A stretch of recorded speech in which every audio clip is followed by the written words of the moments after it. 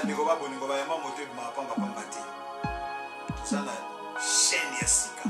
Chaîne o ya sika ebimi. Eza sans tache, immaculée. Botala tala wapi. Babi mingi faut botala kakawa. Côté to sok information sur côté total ba émission. Ya sur on sent que ba titre quand ma rambo eza na kati émission. Mais mon parce que tu m'as cité mon wapi.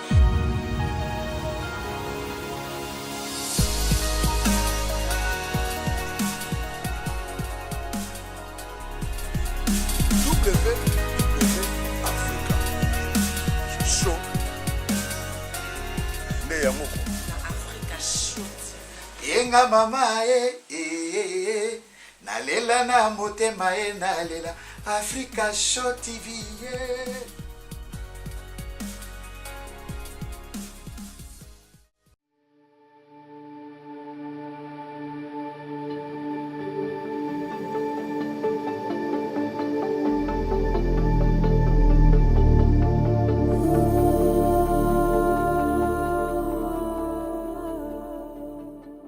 AfriJam has a vast logistical and support network for global control of its comprehensive import and export enterprise. We serve our clients through a comprehensive 4-steps process. 1. Client specifies what product they need. 2. We identify companies that they can deliver the product promptly at the right price. 3. We assist clients in selection process through an industry-tested standard. 4. We negotiate and deliver the product to our clients' complete satisfaction. We are specialized in minerals, timber, building materials, foodstuffs, petroleum, agriculture product, and visa application in Dubai. Africa Development Industry for the agriculture and mining.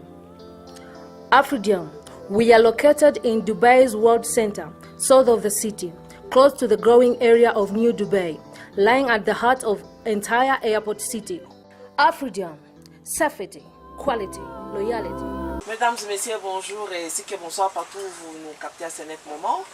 Pour la présentation, c'est moi Rose Kachala avec notre nouveau numéro. Il y a émission de Bisso, émission de Bolingara, tout le jour, émission Bolandaka. Kasi émission n'est pas nini, émission na toujours le bela katunyos. Titre nango eza fauteuil des stars. Fauteuil des stars pourquoi? Ba o nyonso ba yebike ba betaka bal, ba o nyonso ba yembaka, ba o nyonso ba salaka ba biloko ya couture, ba o nyonso baza ba mannequin, ba o nyonso. Donc pour moi ce sont eux ba star na ngai. Na invité bino nyonso bolanda attentivement émission oyo pe par après beaucoup dingango. Kasi pona ko luka biso bien po botala émission bolanda émission yango bo beta kaka www.africashowtv.com beaucoup mona biso. Lelo nazanga mon côté naza vraiment un invité spécial na ngai, invité spécial oyo vraiment batu nyonso ba yebiye kasi pona nga na yebiye te. Ye moko ko se présenter a couper sa bino ba comme on nyonso et par après toye ba nini to solo la po et pas nga aza superstar na ngai. Papa bonjour. Bonjour Tati. On va bien papa? Nazali bien et na sepeli l'invitation. Ok ko pesa comme na nyonso na ba téléspectateurs na biso. En tout cas nazali nesengo na ko pesa nyonso. Pesa kasi kombo. Non. Mon poteau, c'est pour que combat de la Zabanda. Le président de la République d'Israël. Et je jure, devant cette assemblée très auguste, et d'observer bien la loi et la constitution de notre pays. Et ce pays reste indivisible, inséparable. Donc il faut faire le pacte avec les dieux. Nous le signerons. Je vous remercie tant. Mobutu na biso aza vraiment penza aza kano. Ya lobi ke ba phare na eza 50 mètres te. Eza ne ba 100 mètres. Maintenant papa Mobutu, comment se retrouver na mboka na biso ya Nord Kivu? Et pourtant biso to yebi ke ba kunda yo na Maroc. Comment yo ye ko ressusciter sikoyo na Nord Kivu?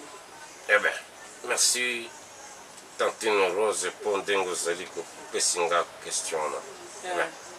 Ozali na mboka na biso.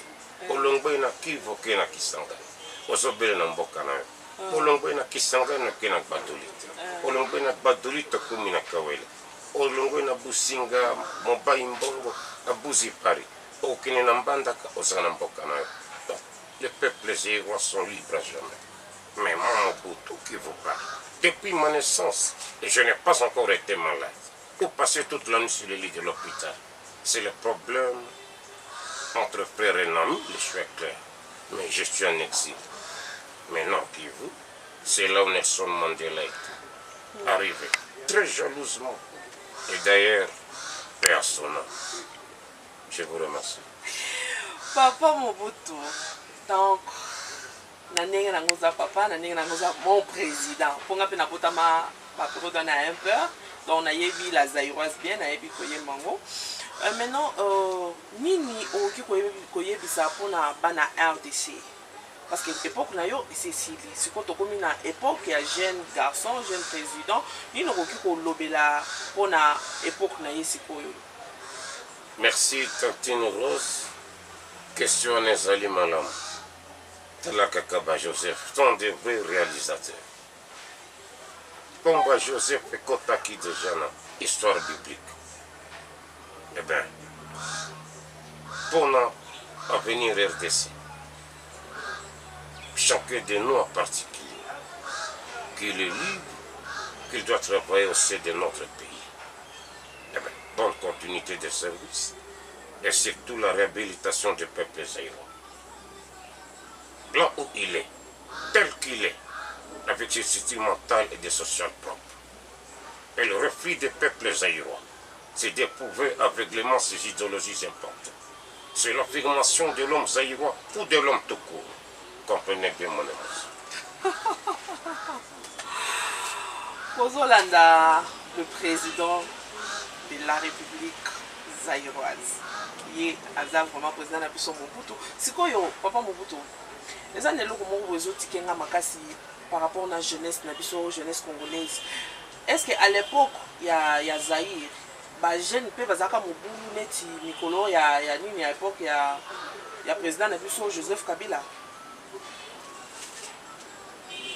Tantine Rose, dans le Cambodge Koloba, ils allaient une Ecclésiaste 2:7. Si mon peuple périt aujourd'hui, c'est par la manque de la connaissance. Na époque na biso. To tangaki mamoke na école fermariste. Mais la conscience professionnelle, c'est une voiture des noms qui nous disent un acte bon ou mauvais. Et le devoir des parents vers leurs enfants. Et le devoir des enfants vers leurs parents. Mais l'enseignement d'aujourd'hui, eh bien, le président fondateur n'est pas un magicien. Seul, il ne peut rien faire. Avec l'appui de tout son peuple, je peux parler. Je vous remercie. C'est quoi le président Nabiso Mobutu? Ni ne qui conseille vraiment pour la jeunesse, pour nous toucher des jeunesses, pour okoyoka boye, hein, ceux qui moi qui m'appellent les boy côté na mboka, okomona kaka jeunesse ne ba autorité mususu bazoti na ka jeunesse liboso. Pourquoi pas bango moko boki côté les mabalobi ngana ke place boye soit na ke na ensemble na lobela tel boye na tangaka kombo ya tel boye yende azosala mouvement boye tolingi boye te mais bato mususu azozwande ba jeunesse congolaise bake na bango liboso et puis jeunesse wana nde ezokufa mpona famille sikoyo omoni ke ezosouffrir soki bayoki ke mwana na bango akeka boye na balabala de sante na nini na balabala boye bakomobeta mabanga bakomopie et puis comme balobaka ke personne au-dessous de la loi allez attaquer bango pe au moins la bamsusu ba perdre vie ka boye na biloko ya pamba sikoyo wana ozo mona nini. Pour ma génération et au XXIe siècle, même en Europe, ça s'est fait partout dans le monde.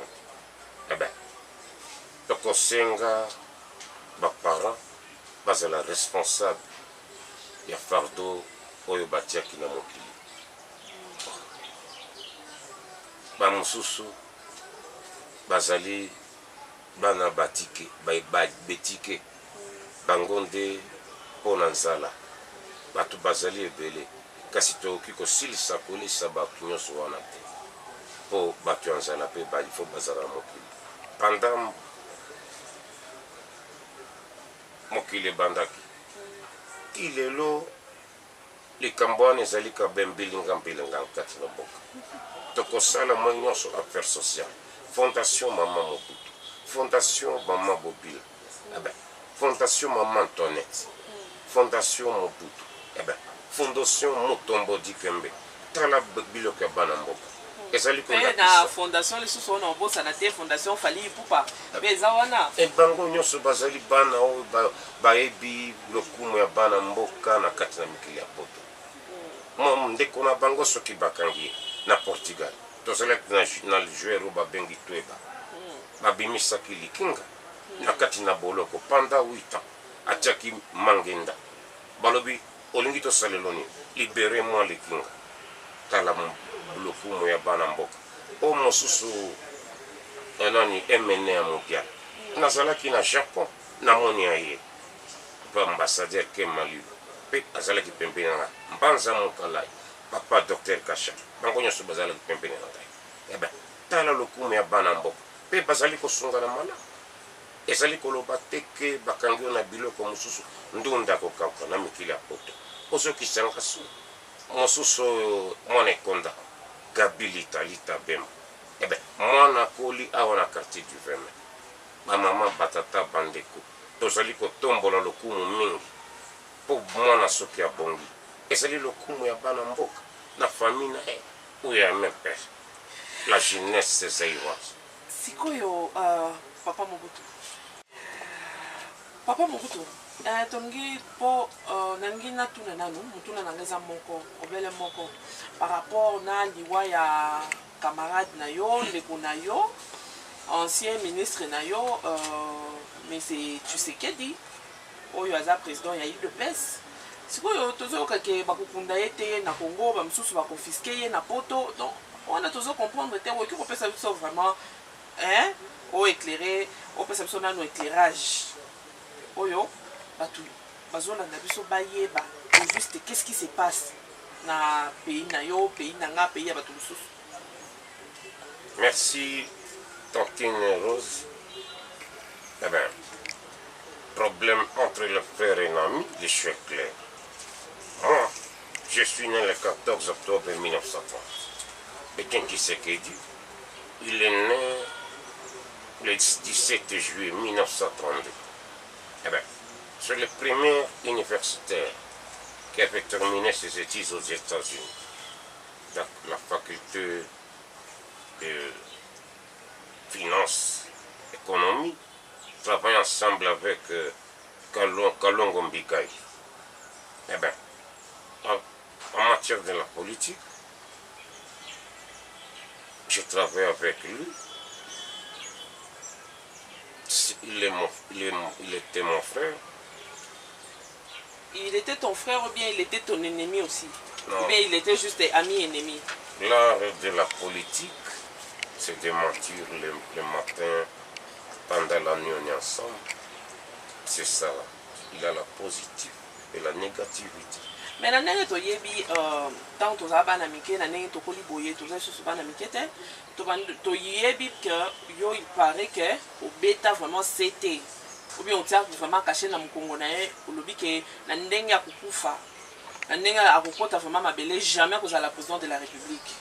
Sikoyo omoni ke makambo wana se réaliser mpe ye wana akufi sans ke azala président de la République aza kaka président ya parti politique. Merci Tantine Rose. Tout ce qui est déjà écrit, c'est écrit. Ezali likambo affaire d'État ou affaire d'État aussi. On se connaît quand même. Moi avec Etienne Tshisekedi. Et d'ailleurs Jean-Paul Niwa. Il était dans la famille de Jean-Paul Niwa, de Tshisekedi. J'avais épousé sa petite sœur. Ah bon? Sa petite soeur? Si. Et puis, Comment on est m'avait les fait- petites sœurs? elle se trouve dans la famille de Kalonji Moloko. Ah, ok. Et puis, on a fait une enfant, c'est Jean-Paul Niwa. Eh bien, Jean-Paul Niwa, il vient encore de laisser encore le fils de Kokosé, qui se trouve maintenant aux États-Unis. Et on l'a préféré de Maréchal Sengawali. Mais tous, mes enfants avaient grandi devant la C'est famille de Tshisekedi? Tshisekedi. Et maintenant, ndenge akufi boye. Est-ce que kuna na kati na masolo ntango bokutana kuna bosala mobulu te ou bien bokose révolte lisusu naye bobanda osala yango na moto? Et d'ailleurs, Tshisekedi wa Mulumba Etienne, c'est quelqu'un que je connais. À l'âge de 32 ans, je le connais. Il fut nommé ministre de la Justice. Moi, je le connais. Et d'ailleurs, je pourrais le prendre sur la journée de la Pentecôte. Ah Avec bon? Kimbe Evariste Ah bon? et Jérôme Anania Ah bon? et Bambe Emmanuel. Ah bon? C'était au stade de Tatarapa. Ah bon? Eh ben. Vraiment nde tobanda oyeba ke vraiment mobutu azalaka sévère, mobutu azalaka vraiment moto akoblague te. Mais moi, avec Etienne Tshisekedi, aujourd'hui qu'il devient mon opposant, officiellement, et nous étions dans une assemblée très auguste. C'était à la manifeste de l'Ancélé, sur la création de l'Institut Makanda Kabobi. Eh bien, le directeur de mon cabinet. C'était Kalongo Mbikai, Antoine Mokolo Mpombo, à la deuxième chambre d'accusation. Mais c'est Kitima Ben Ramazani, il fut le secrétaire général. Eh bien, le président fondateur n'est pas un magicien. Etienne Tshisekedi, je le connais depuis 1965. Etienne Tshisekedi de 1970. Etienne Tshisekedi de 1980. Objectif 80. Eh bien, on avait les accords avec lui. Mais avec la septennat sociale, Monseigneur Monsengo Yassine, eh bien, après tout ce qui s'était passé dans le pays de Kinshasa, l'ancien le pôle, eh bien, moi je suis grandi à Kinshasa avec Etienne Tshisekedi. Etienne Tshisekedi n'est pas mon ennemi, c'est mon ami. Entre frères et amis, les choses claires. Je vous remercie. Merci beaucoup. Paix à son âme.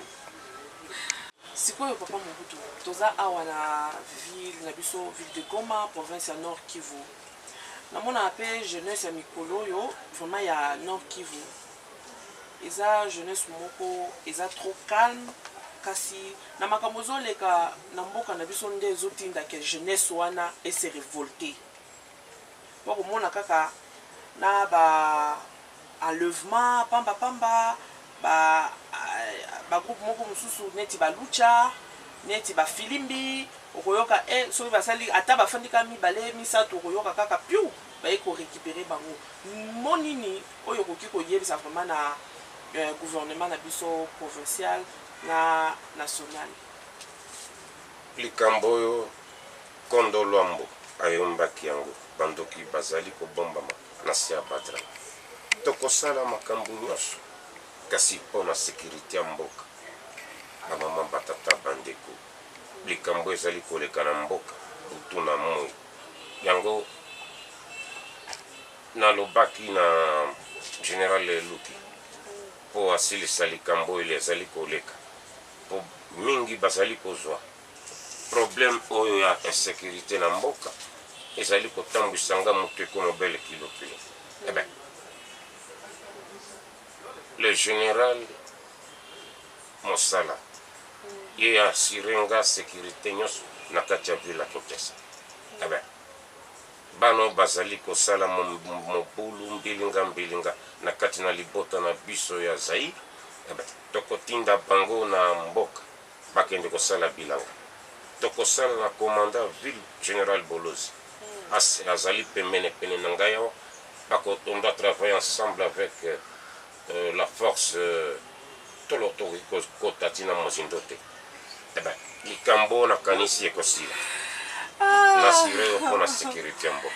Ah bon, ndenge papa Mobutu alobi qui a assuré vraiment sécurité la jeunesse congolaise, a assuré le sous sécurité ya mboka na biso parce que tout le jour ata okende wapi ozala na poto ozala na Afrique soki bayoki kaka outi na RDC bapesa biso respect kasi bakongolais na bakongolaise tobanda komitosa partout tozali tolakisa kaka éducation na biso de base. Éducation na biso de base eza kaka te o touti na ona famille. Éducation na biso de base il faut tolakisa ngo pe na société place tozo sala na entreprise monene place tozo sala na mikili place tozo fanda na ba pays africains nyonso tozokendaka il faut tolakisa vraiment que toza na caractère à bien. Ezate ke soko moni ba tirer ba comparer sénégalais na congolais bon mona kaka congolais za turbulent c'est pas bon vraiment non senga na papa na biso Mobutu dernière mot na yo eza nini? Eh bien, l'expérience est zaïroise et c'est forgé à partir des philosophies politiques que nous rappelons l'authenticité. Celle-ci, c'est une prise de conscience des peuples zaïrois, de recourir à ses propres sources et de chercher les valeurs de nos ancêtres, afin de contribuer à la paix du peuple zaïrois. Car et l'authenticité n'est pas seulement avec les mains idéologiques, mais aussi un respect de la patrimoine de culturel de tout. Je vous remercie. Merci mesdames et messieurs. Ezalaki papa na biso Mobutu, ezalaki vraiment invité spécial na ngai, invité spécial na bino nyonso bokola na biso, na yebisi bino bo zapete. Pour ma solo, Nicolo eza 100% carré. Donc ba méga na biso si la té. Oh naso ba wifi na Africa Show TV ezanga kate. Lying at the heart of entire airport city. Afridian, safety, quality, loyalty. Bandeko ba boningo ba yama moto ma pamba pamba te. Tozala chaîne ya sika. Chaîne o ya sika ebimi. Eza sans tache, immaculée.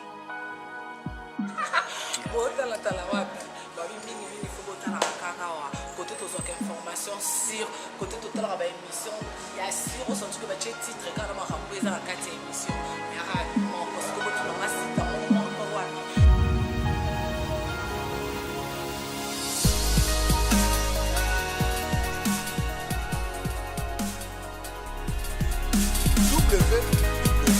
Africa Show ne ya moko Africa Show Yenga mama nalela na motema nalela Africa Show TV